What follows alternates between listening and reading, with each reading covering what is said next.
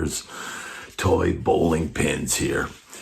And, just shooting a quick video because, I had a band in Nashville that kind of came out of, being in a touring act.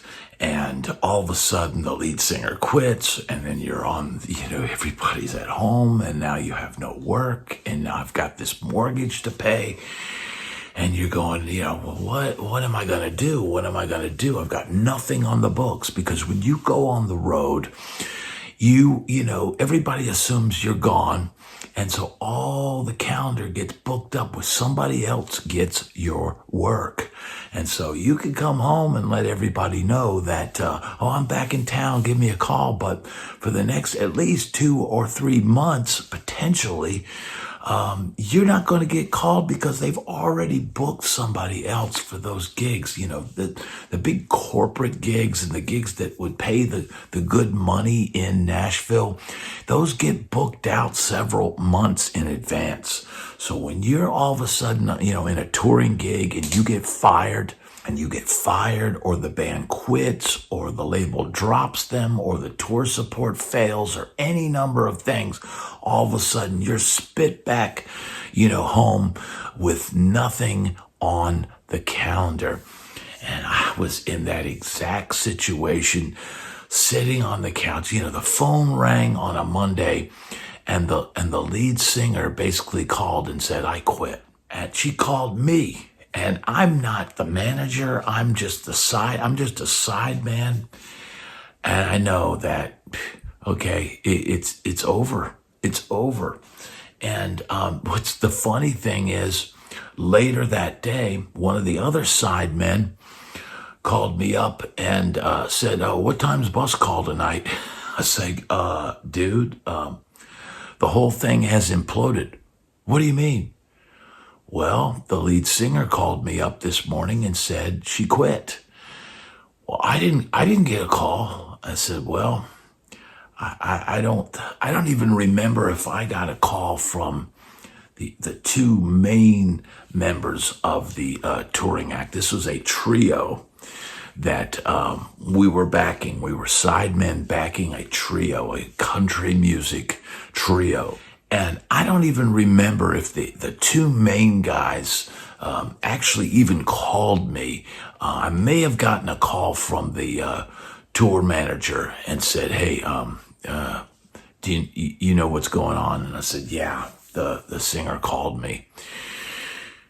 And but I never heard from the other 2 guys. And, now I'm spit back at home. The keyboard player is calling me up and saying, "Oh, what time's bus call?" And I'm like, "Dude, nobody called you? Like, what is going on?" And he said, "No, what's going on?" And I told him the singer's quit and it's imploded. And he's like, "Man, well, that's messed up. They didn't even call me." And, I was like, "Dude, I'm sorry, but, what can you do?" "Well, are we going to get paid?" I was like, "We're not getting paid because we're not playing, And so, it's just how these things go, man. And so now I'm at home.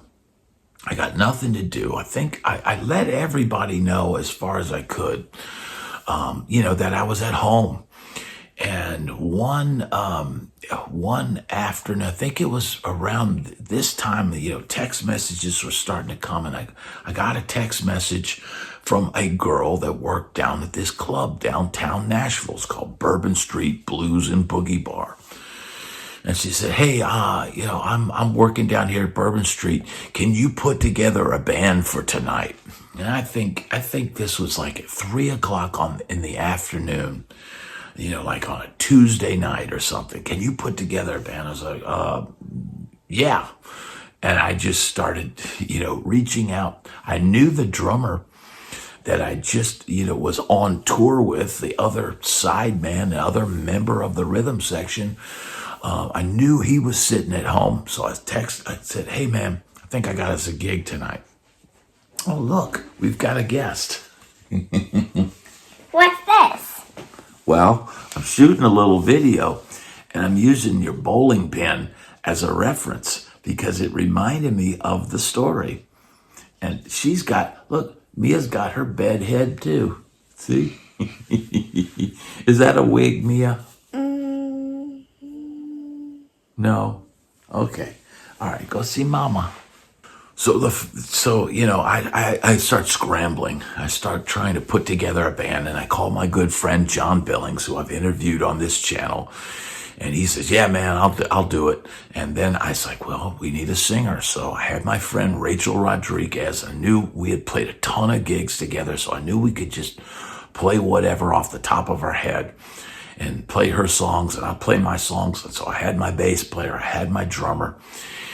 And so we went down there and we started playing. And look, we didn't have any time to prepare. There's no rehearsals. There's nothing. It's nothing. And Nashville is largely like that.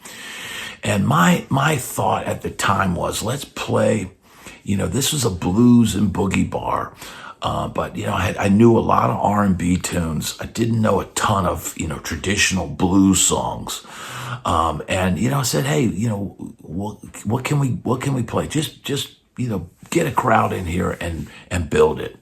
And at that time, the place wasn't that popping. There weren't that many people, going there. And so, we just started playing, whatever we could off the top of our heads and trying to build a crowd in this club. And the reality was, man, it was a tough go. We play a lot of off nights, but it paid money. This became a paid gig. And as we got better, we put together this band. There's no rehearsals. We're, having to play stuff off the top of our head. And, because you don't have tons of rehearsal and you've got to play 4 sets, inevitably there would be a lot of improvisation. We would play songs like Stranglehold by Ted Nugent. And, I would quote the solos, but, then go off and do my own thing. And that's kind of always how I've played things over the years. There are some solos and some parts that you have to play, note for note. I just can't hear, improvising over Don't Stop Believing or Beat It or something like that. But, those songs that have those long kind of drawn out solos, you can do a lot of improvisation. And that's where the term bowling for notes came about. And so I saw those bowling pins this morning and I just thought, man, this would be a quick, cool story because Tim would always say, hey, you're bowling for notes. I was like, yeah, that's what we're doing. We're going for things. We're throwing the bowling ball down there and trying to hit as many notes as possible.